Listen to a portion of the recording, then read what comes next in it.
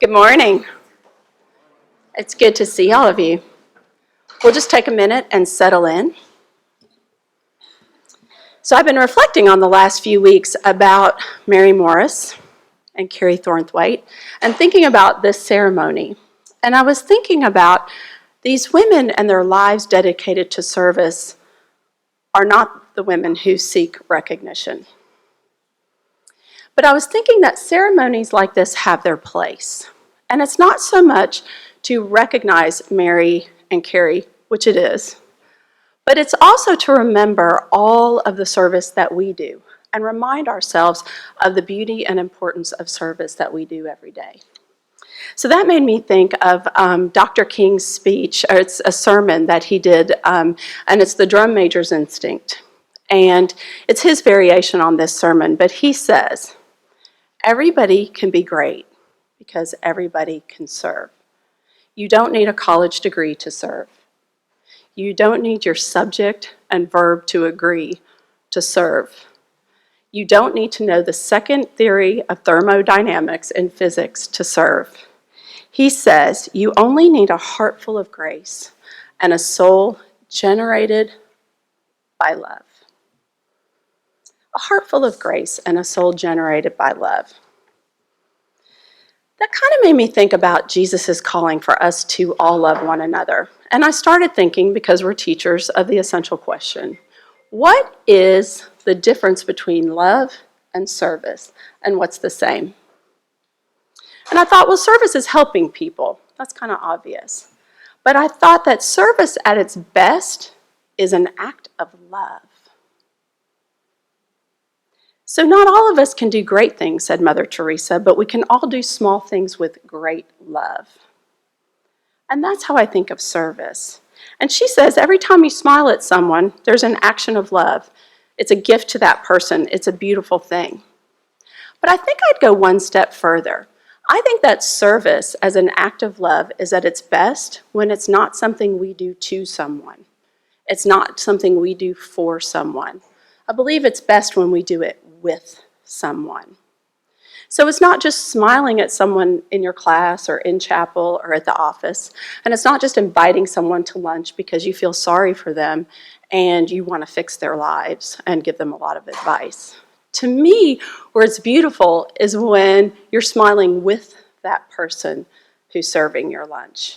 And you're having lunch with that person and listening to their story with your whole heart and without any guilt or judgment. So these acts of love are the things that we do with because we want to share our common humanity. And that, at the point, is where I think the beauty lies. It believes, this kind of act of love believes that we are all doing our best, including ourselves. This act of love, to me, says that we extend the grace to others that we have so freely received ourselves. So these acts of love are not just service to others, but I think of this as service to our own hearts. This service without pity, superiority, shame, guilt, blame, or even fear. So when we serve others, we serve our own hearts together in this shared humanity with a heart full of grace and a soul generated by love.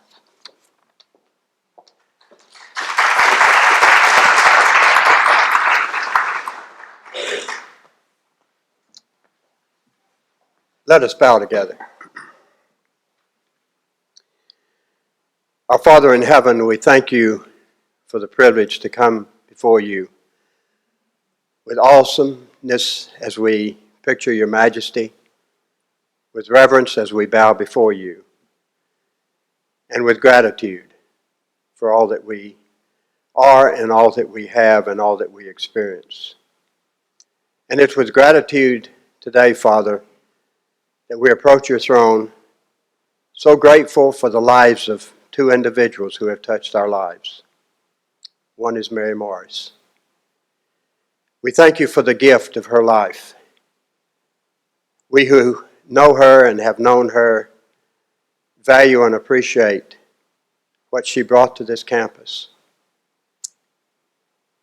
And we're thankful for the pleasant memories that we have that will, in a small way, help fill the void that we have experienced with her absence from us. But we rejoice in knowing where she is. And we thank you for the great gift of her life. We're all part of people we come in contact with, and we're better because of Mary. Thank you for that great gift. And we thank you this morning also for Dr. Thornthwaite.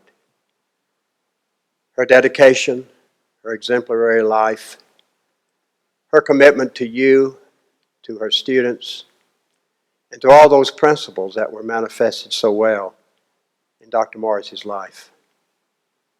We thank you, Father, to have been a part of her life and traveling to Peru and being on this campus.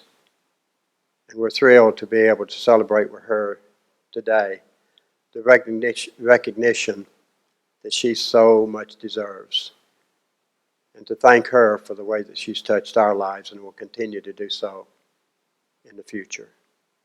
Thank you for this privilege and these gifts. In Jesus' name, amen. Some people are remembered by their actions. Others are remembered for what they leave behind. Few are remembered for both. Dr. Mary Morris was such a person. An education faculty member at Lipscomb University, she graciously fought a battle with cancer that ended in 2005, all while instilling in those she met a sense of service, compassion, faith, and hope that lives on today. For those who were privileged to know her, they remember what an impact she had on the students in her classes, on her friends and colleagues at Lipscomb, and in the Nashville community. She was a familiar face and a gentle voice, but a voice that would forever be heard loud and clear. In her honor, and so that her voice continued to live on, her family and friends established the Mary Morris Award for Exemplary Service to Society. With this award, special recognition is given to the one individual in the Lipscomb family each year who has demonstrated a high level of service to the community and to the church. Service comes as no stranger to Lipscomb. Here students share their knowledge and their faith around the world, through missions, through education, through community service, and through a belief that we are all created by and are serving, through our character and actions, one God. Mary herself envisioned a way for Lipscomb to share Jesus through community partnerships. She created Lipscomb's Center for Character Development and helped establish Character Counts Nashville to improve individual character that so often can divide our community. The Mary Morris Award of Exemplary Service to Society has recognized many great individuals since its inception, including Nancy Moon Gonzalez, who developed schools and created Christ-centered curriculum for use in Honduras and Guatemala. John Lee, who extends God's love to impoverished areas by bringing them clean water. Andrew Crinks and Lindsay Glenn Crinks, who dedicated their lives to making a better place for Nashville's homeless community. Kim Tucker, who empowers single mothers with entrepreneurial skills that change their lives and the future of their families. Richard Good, who takes Christian education behind prison bars. Rob Touchstone, who brings God's living water to impoverished areas of the globe, and Carrie Thornthwaite, who brings God's light to neglected and marginalized children locally and across the globe. Together, we appreciate and recognize all those who have and who will walk with inspiration, faith, and a servant heart to guide them. Together, we remain committed to creating students whose academic excellence, faith and practice, and community service reflect our ideals of global citizenship. Together, we as a university family take pride in being an important part of our community, ready to lead through service learning, mission, and volunteerism, today and tomorrow.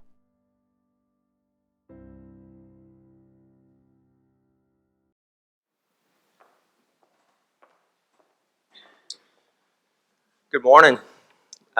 It is my honor, and I really do consider it an honor, to present the Mary Morris Award this morning.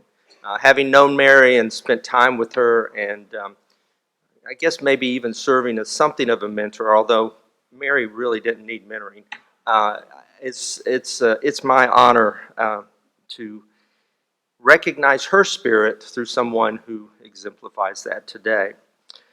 They have asked me to read what the Mary Morris Award is all about, and I'm glad to do that, but I want you to think about this, about what I'm saying here, what I'm reading when I read it, because it was built, all these characteristics were built around Mary. And that's when the people that put this award together sat down, they thought, so how do we characterize Mary in an award? And they've done an excellent job. So here we go. The Mary Morris Award for Exemplary Service to Society is conferred each year on a member of the Lipscomb family who has demonstrated a high level of service to the community and the church. Honorees exhibit a spirit of volunteerism, engage in meaningful civic activities in the community that help spread God's light, demonstrate a commitment to Christian missions wherever they may be an advocate for Lipscomb University, and exhibit vision in creating new avenues to expand Christian principles in unconventional ways.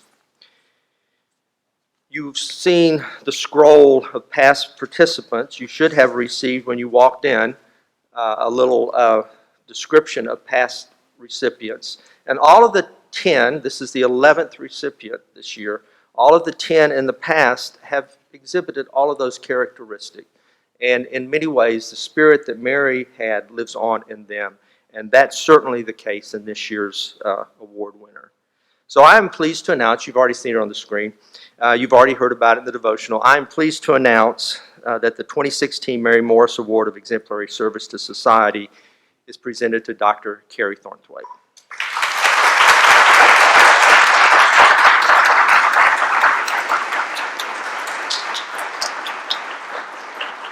Before Carrie comes up and receives the award, we want to have some of her colleagues and students kind of come up and talk a little bit about her so you'll know a little more of what she does and who she is.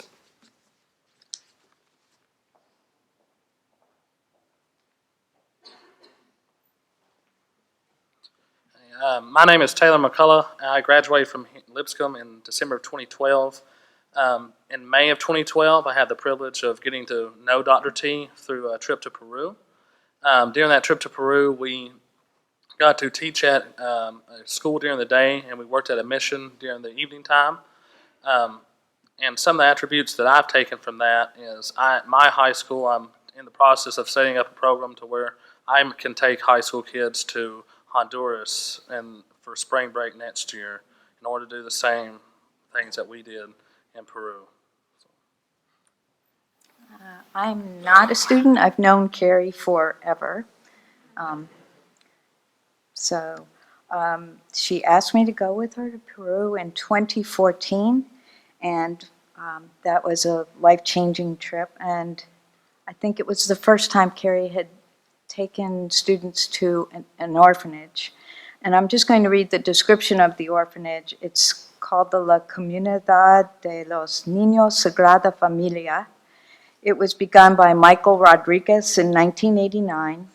It was founded to give children who had no homes, that were living on the streets due to drug abuse, from parents, prostitution, gave them a place to be. He set this up in a very poor district of Lima and Ventanilla, and the children are given food, education, they're taught responsibility, values, and work. That's wonderful, and I didn't know what to expect. I'd been to visit orphanages in this country. When we went there, we went into a big room where we heard Miguel's talk about why he had started this. And then they brought the children in. And the only thing I can think of, it was like waves at the ocean. We were ready for them. We had skits, we had coloring, we had stories. And they came, and they came, and they came. And I was, oh no, they're here. It was overwhelming. And Carrie was delighted and engaged the children. And I knew that would not be the last time she was in Peru at the orphanage. Good afternoon. My name is Martha Ann Hawkins, and please excuse my horrible voice today. 'Tis the weather in Tennessee and the season. I'm here on behalf of Lipscomb Academy, and what a blessing it is to represent such a wonderful woman. Not only has she blessed the lives of others, but she's blessed the life of mine. And I was able to be one of her students and graduated from here in the university in 2005. And not only has Dr. Thornthwaite made her mark on the university, but she has also impacted the academy. She has coordinated Destination Imagination teams, 3 of them in fact, and donated over 6 months of her time in coordinating those efforts. Not only that, but she took time several months ago to contact me. Many of you may know that I am the Department Chair of Foreign Languages at the Academy, and I also have a love for Spanish and those people. So she approached me about getting together some money for Peru, for the orphanage that she is working with there, in an effort to try and take over 600 children to the zoo in Lima. To us, that seems like such a small thing, but to these children, it may be the only time that they ever have that experience. And that is what Dr. T does for everybody. She shows them her heart, her love, and Dr. T, I am proud to say that today I have this hefty donation for you. So we are excited about that. Thank you for all that you do.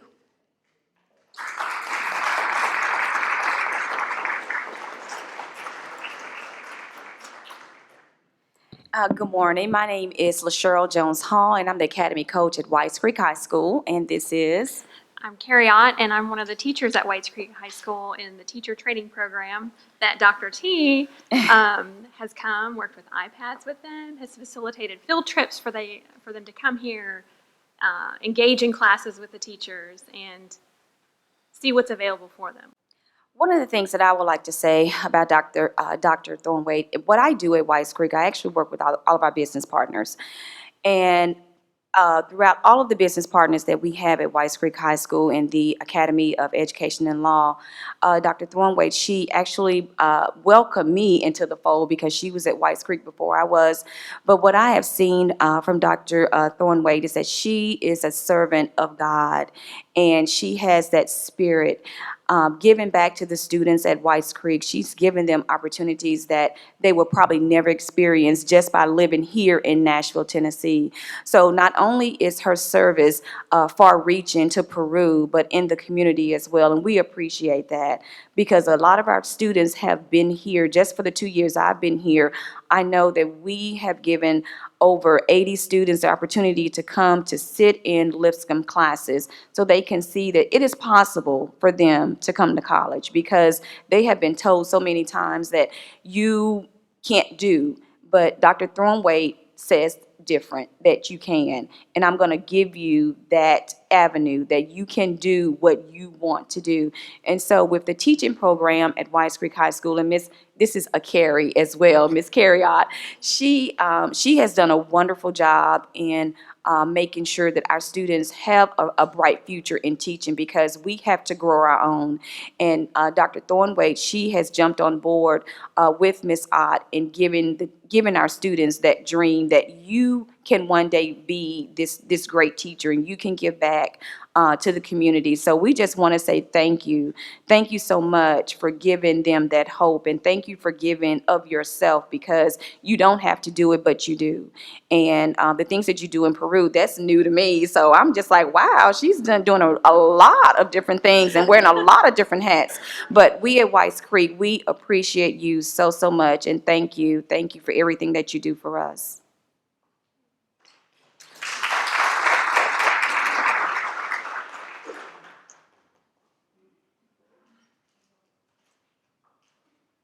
So Carrie, nothing says it better than the live participants, the people that know you well. So come on up and we will give you the Mary Morris Award for exemplary service.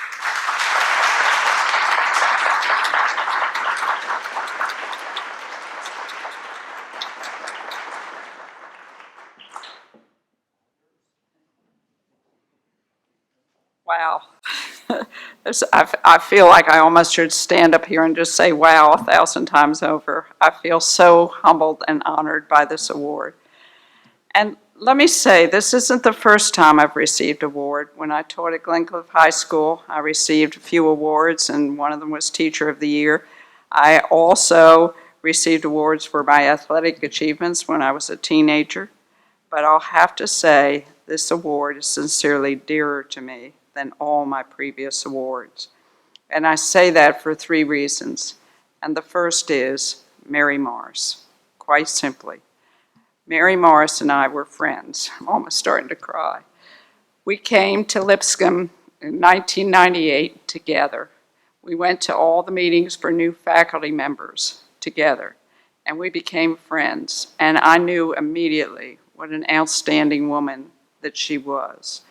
And she, a few years before she came to Lipscomb, she had received training in character counts that was mentioned here.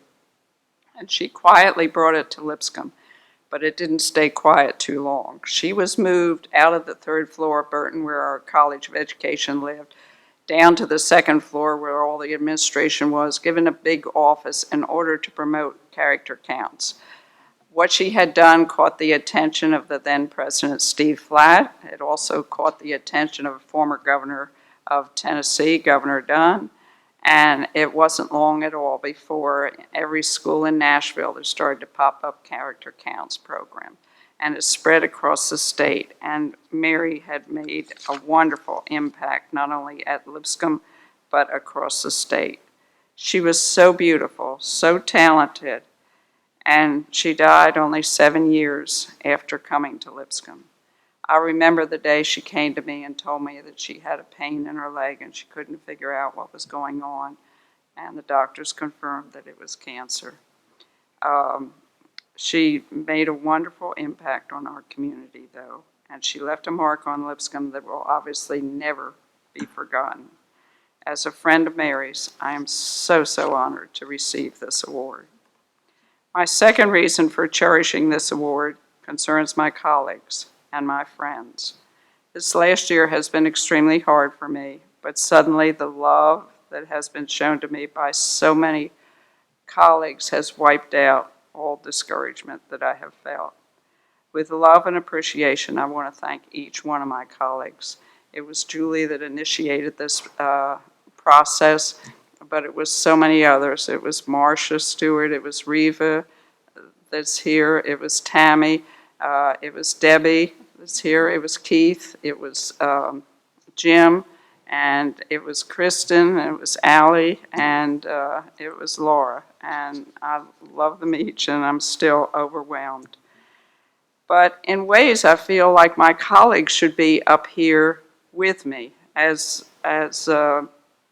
Julie mentioned, so many of you out there are doing service also, and I wish they've restricted my time. I wish I could stand here and just, list all the things that other people were doing in our college and also outside the college.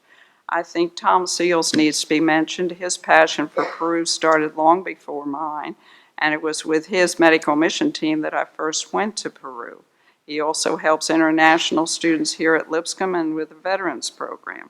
And that's just one example. So to each of you that is doing service out there, thank you, and please keep on with your service. And that's a perfect segue into what my third reason is for this award being so special to me. And that is that service has always been my passion. When I was a teenager, I read books about Albert Schweitzer and Thomas Dooley, and I determined I was going to be a missionary. But my parents were horrified at that thought, so they steered me in another direction. Still, I think I always tried to be involved with service activities whenever I could. And, in doing so, I discovered that by servicing and encouraging others, the encouragement always turns around and comes back to you. And let me share with you one example. I know it's been mentioned by Melanie the first time we went to that orphanage in Peru. I had no idea what to expect, and we were just all blown away. I didn't know the quantity of children that were there, And we did the best we could, but I felt like there had to be a better way. So I discovered that there was a congregation in Austin, Texas that goes every summer. So I applied for a conference in Austin, and when I was accepted, I let the congregation know, and I was able to worship there, and after lunch, we talked for 3 hours, and I said, just tell me what you're doing down there. Give me some ideas. Well, they did, but they also convinced me to go with them the following July. So I went down with the attitude that I was going to be nurturing these poor, wretched children that live in such horrible circumstances. And you know, I didn't see one tear the entire time I was there. I saw nothing but love and smiles, and I got so many hugs and kisses, my cheeks was getting sore for the time down there.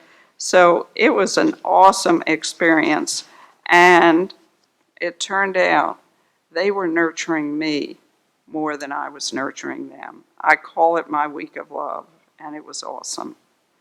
So it's a wonderful feeling today to be receiving this recognition and appreciation from colleagues. Yet in truth, as Julie mentioned, receiving an award should never be a goal for service. I've had this little poem on my desk for several years, and it says, "It matters not if the world has heard, approves, or understands. The only applause you're meant to seek is that of nailed, scarred hands." And that is true. So all of you who are quietly out there doing service and doing tremendous work, continue on. The Lord knows what you're doing. The Lord is applauding what you're doing. So finally, thanks to all my colleagues. I love each one of you. And also thanks to Mary Morris's parents for supporting this award and for coming here today. I really appreciate it. And above all, I thank the Lord for all the ways that He continues to bless me.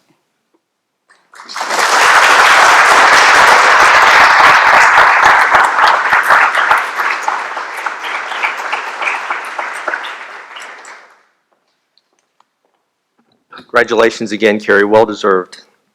You mentioned the Morrises. I'd like to have both of them stand, Charlie and Lois, for just a moment. If you'd stand and be recognized. We do appreciate you guys being here. And Charlie is going to come up and say a few words in just a moment. It is through their generosity and commitment that this award is possible, that this moment is possible. And I've gotten to know, I knew them before Mary died, but I've gotten to know them really well since, and they are just tremendous people. They love Christian higher education. They love Lipscomb. Charlie has been in higher education for 45 years, something like that, Charlie?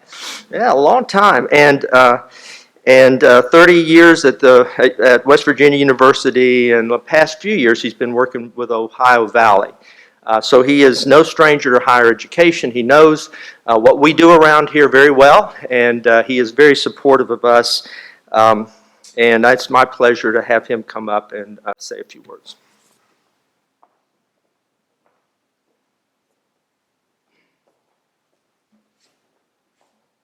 Well, Mary would have been absolutely thrilled this morning.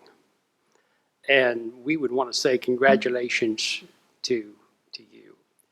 And you know, we were handed this little piece of paper as we came in this morning that laid out now the 11th time this recognition has been made. And it's all we could have dreamed for. What a wide range of talents, what a commitment, and what a reflection it is on Lipscomb to have within its family those who represent service so well.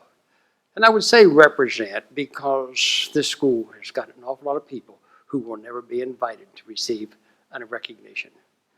But we would be remiss if we ever missed the opportunity to celebrate what Lipscomb does, to say congratulations to the folks that we've recognized, and to give a great big shout out to Lipscomb for what you mean to so many people.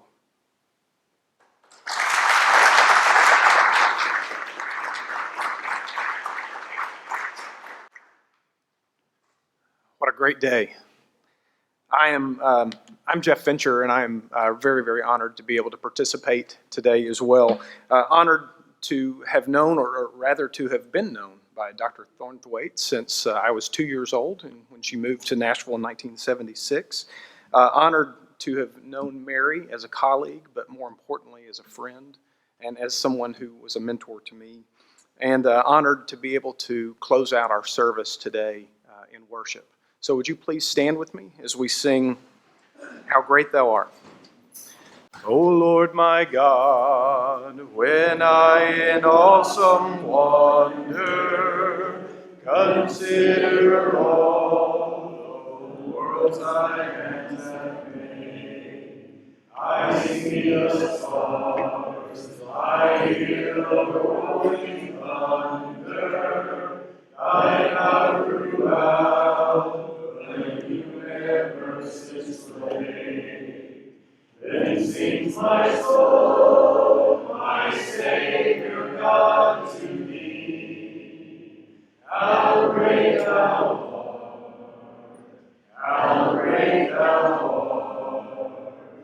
Then sings my soul, my Savior God, to thee.